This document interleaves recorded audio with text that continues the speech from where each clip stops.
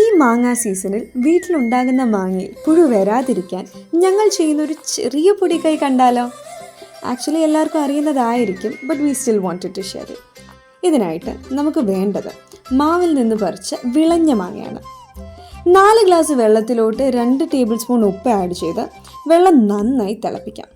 ശേഷം gas off ചെയ്തിട്ട് അതിലേക്ക് അതിൻ്റെ ഇരട്ടി ഗ്ലാസ് നോർമൽ വെള്ളം ഒഴിച്ചാൽ ദ മിക്സ്ചർ ഇസ് റെഡി. അതിലെടുത്ത് വെച്ച മാങ്ങ ആഡ് ചെയ്ത് let it stay for approximately 3 to 4 minute.